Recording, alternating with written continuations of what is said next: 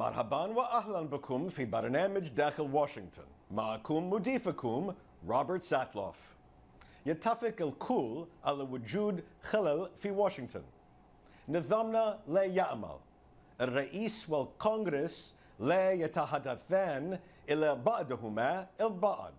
الكونغرس لا يكر القوانين. الرئيس لا يلتزم بالقوانين التي يتم إقرارها. والشعب الأمريكي يكره هذا الوضع. على مر العام الفائت طلبت من ضيوفنا أن يلوحوا بأسائهم السخرية ويقدموا أفكارا محددة للعلاج لمشكلات في نظامنا السياسي. كان لدى كل شخص فكرة. بعض الإجابات تقنية وبعضها عميقة. كلها رائعة وكلها ستصنع فارقا. وفيما يلي ما قالوه. So, Alan, this show, as you know, beams out to the Middle East to try to explain to Arabs how Washington works or doesn't work, as the case may be. But if you could wave your magic wand and repair one part of Washington that you think is broken, one piece of government or policy process or American politics that needs to be fixed, what would that be? I'm going to give you two, because they're quick. First, I've already mentioned, fire the hucksters, the handlers, the consultants. I think they bring down our politics to the lowest common denominator. If we had pollsters and hucksters in the time of Abraham Lincoln, we'd still have slavery today, because they never would have advised him to put forth the Emancipation Proclamation or the 13th Amendment. The second thing is truly control the money, which is poisoning our politics, and there's only one way to do it, and you'd either have to have a new Supreme Court or change the Constitution, and that is absolute total public financing of elections. So, Ray, this show beams out to the Arab world. We try to explain to Arab viewers how Washington works, or doesn't work, as the case may be. But I want to ask you this question. If based on your experience, you could wave a magic wand and fix or repair or correct something that you've seen in the Washington, either the political firmament or how policy is made or how things get done, what would you do?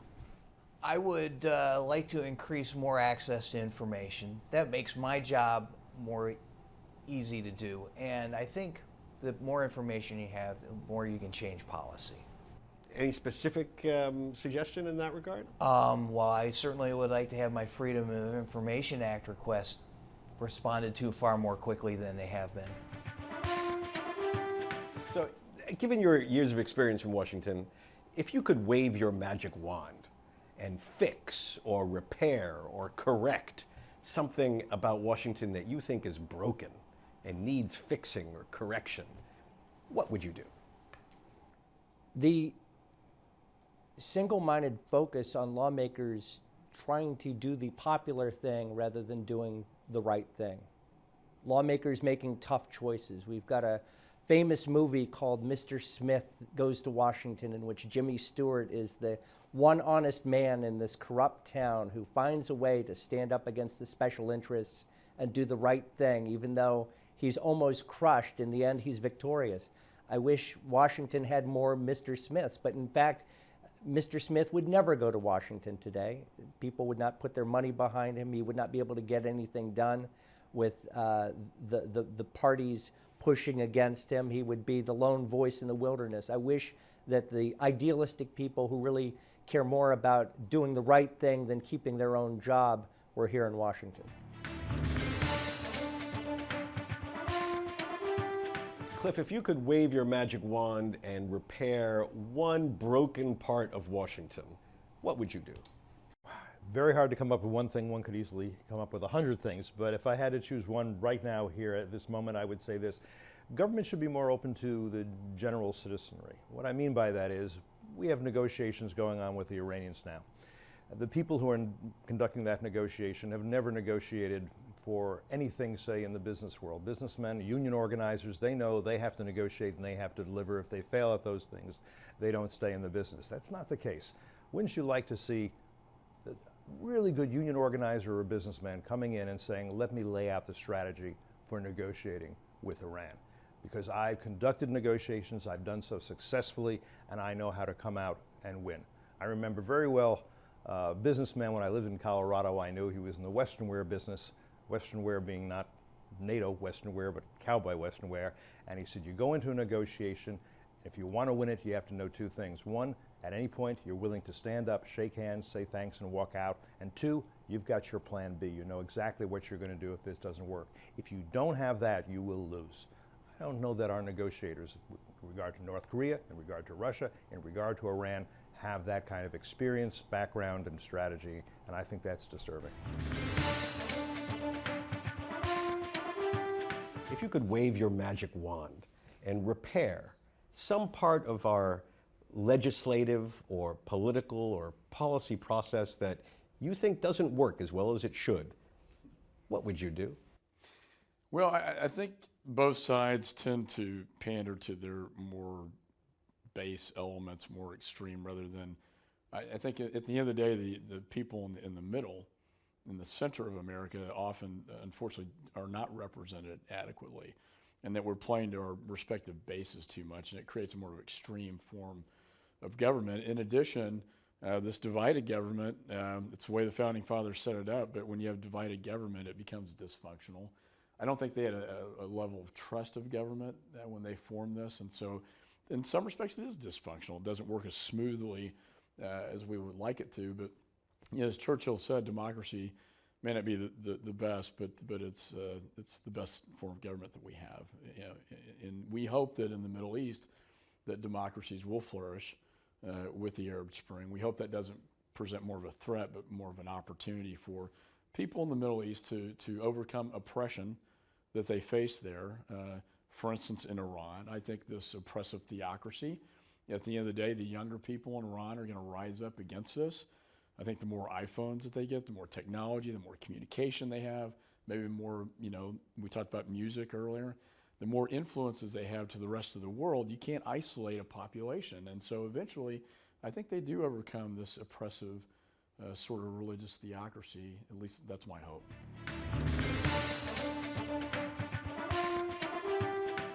So, Bill, this show beams out, as you know, to the Middle East, and it's designed to explain to Arab viewers how Washington works or doesn't work, as the case may be. But if you could wave your magic wand and repair, fix some part of Washington, some political aspect, some policy aspect, something you think is really broken and needs fixing, what would you do?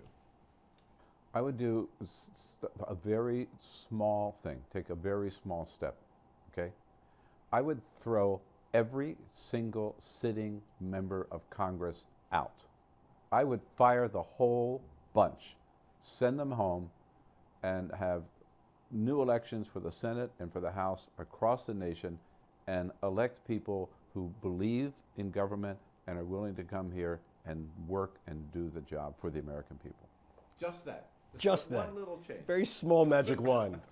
Thank you very much.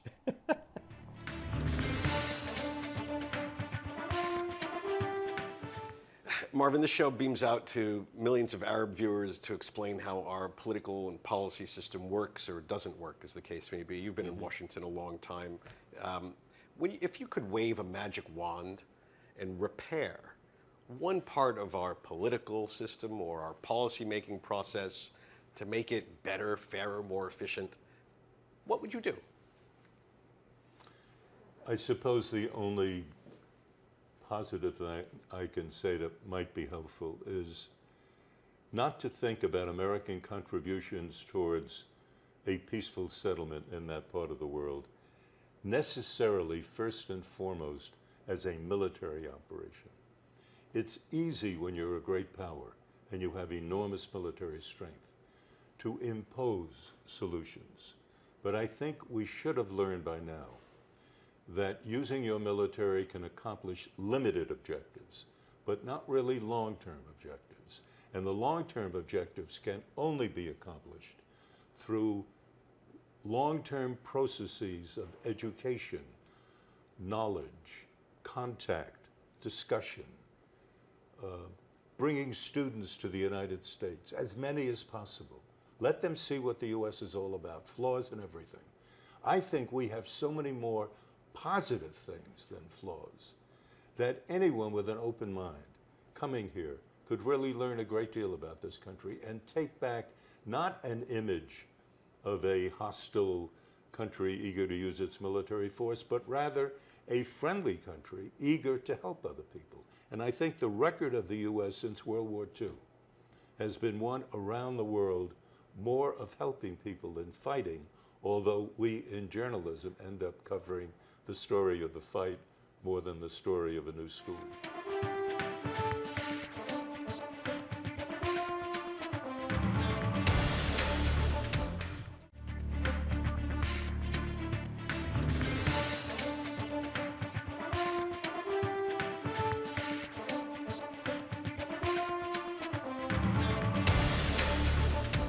So, David, this show beams out to explain how America works, or doesn't work, as the case may be, to Middle Eastern viewers. Based on your experience, is there one part of the American political or policy system, in your view, that needs repair? And if so, what would you suggest is the way to fix it? I think one very large thing that needs repair is that in America, and this sounds like a technical point, the shape of the districts that send members of Congress to Congress, they're drawn by politicians, they're drawn by the parties, and they can draw these crazily shaped districts that mean that the Republicans draw maps that are perfect for Republicans, and Democrats draw maps less often, but they do, that are perfect for Democrats. The effect of that, what you need to know, is that with each passing election cycle, more and more members of Congress represent districts which are incredibly safe, that they are not frightened of the other party, that they have almost no chance of losing their seat. This is the House of Representatives. The effect of that is that they're more frightened of a rebellion within their own party, of being accused of being not pure enough, not perfectly Republican or not perfectly Democratic. And they're not really frightened of ordinary voters. And if you speak to members of Congress themselves, they will tell you that that has had a disastrous effect on their own way of operating. That helps explain a lot of the anger, a lot of the confrontations. And if you could just get an independent committee or a computer to draw the maps that just would create fewer safe seats, that would make members of Congress more frightened of elections and less frightened of their own party activists, that would be a gigantic shift and a big thing to improve.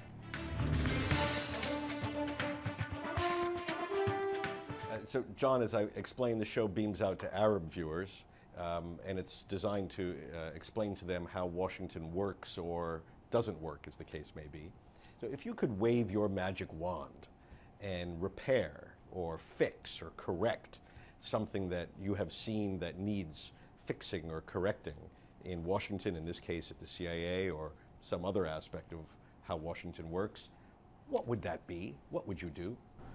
Well, I think increasingly over, certainly post 9/11, the relationship between CIA and its congressional overseers with the U.S. Congress has turned, in my view, alarmingly personal and rancid.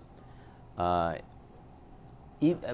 in my career, even when CIA was involved in major debacles like the Iran-Contra affair in the mid-1980s, Congress investigated that televised investigation. And CIA came in for its share of criticism, deserved criticism.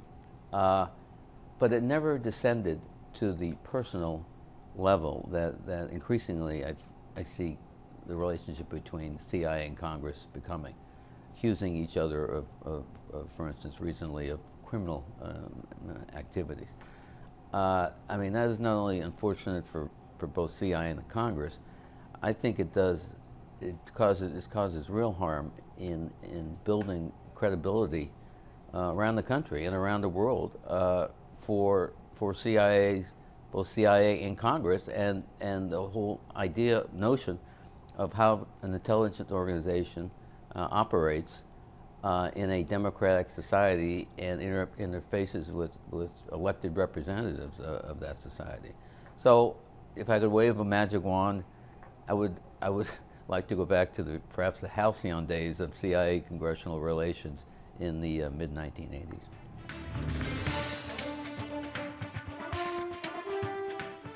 So, Miriam, this show beams out to the Middle East, and it's designed to explain to Arab viewers how Washington works, or doesn't work, as the case may be.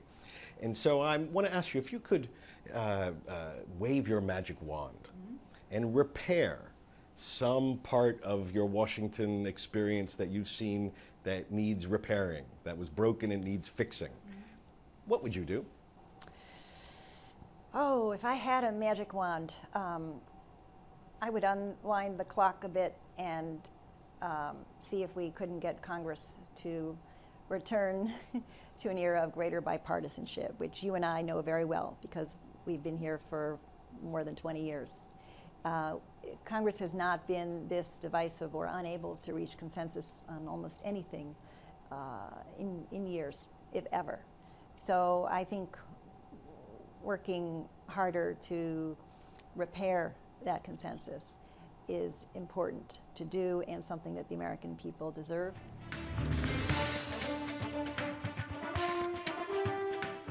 Sudeep, if you could wave your magic wand and repair one part of the Washington policymaking system that, from your observation, is broken, what would that be?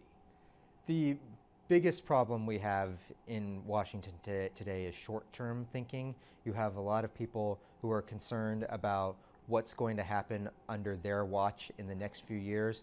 We have a Congress that on one side of the Congress can turn over every 2 years, and they don't have the incentive to think about what's going to happen 5 or 10 years down the line. And the short-term thinking, whether it's in Congress or if it's regulators who are responsible for sitting in a position and watching over the economy, they also are worried about their own term and don't know what's going to happen down the line. And so if you actually were to put more experts in charge in panels of government where they could think for the long term, you'd probably end up with better policy. The short-term thinking is why we end up with fights in Congress over the federal budget, over government spending, over every kind of policy you have, is because people in Congress are worried about the election around the corner and not really thinking about the long-term consequences of U.S. policy, whether it's around the economy, around the military, or around domestic issues.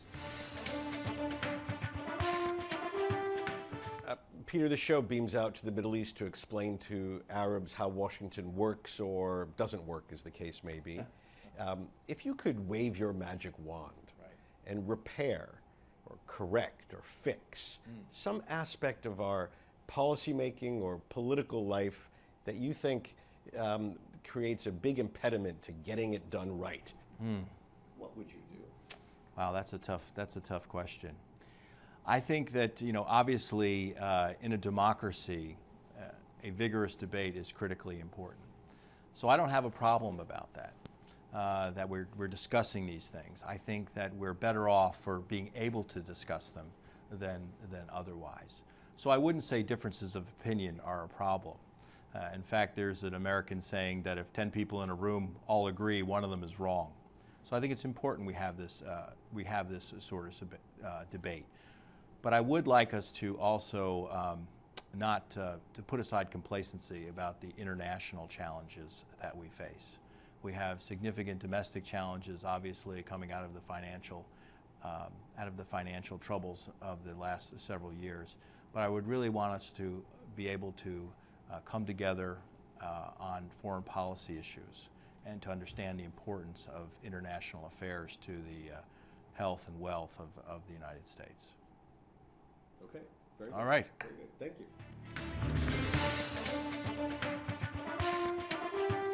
Okay, gentlemen, if you could wave your magic wand and repair some part of Washington, some aspect of our defense policy, some aspect of how we make decisions about global issues, what would you do? What would you fix? I think I personally would like to see change in how Congress does business. It's easy to beat up on Congress and say the members are, not doing a good job and it's too partisan. Some of that may be true, but I actually would try to fix it with some structural change. For one thing, the way in which members are elected, the districts, the way they're defined, should be different, so it's not creating these strong left and strong right voices, but more problem solvers, more pragmatists. And then I might even be willing to see Congress simplify its way of appropriating money, its committee structure. There's just too much constant motion on many of these things. I might combine authorization and appropriations committees so that there's sort of one central place for a debate on a given topic and people can follow it more easily. Even here in the United States, we get confused trying to follow Congress. I'd mention two things. I'd mention, first of all, the budget process. We have to get back to a normal budgeting process where each year the Congress passes a budget to fund the government. And through that, the Congress can weigh in on different programs, different changes it wants to see in policy. And the second thing, I'd echo Michael's comment that the way members are elected through districts, through campaigns, has to be changed so that it can more equitably and more fairly represent the American populace. So you both focus on problems in Congress to use your magic wand powers. Yes. In terms of structural change, I think that's right. Okay, thank you very much.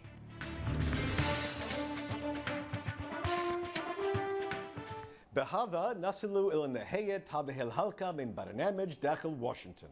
إذا كانت لديكم أي استفسارات أو تعليقات حول هذه الحلقة وخاصة حول أفكاركم الخاصة لإصلاح نظامنا السياسي، أرجو أن تتصلوا بي مباشرة على عنوان البريد الإلكتروني التالي insidewashington@elhura.com.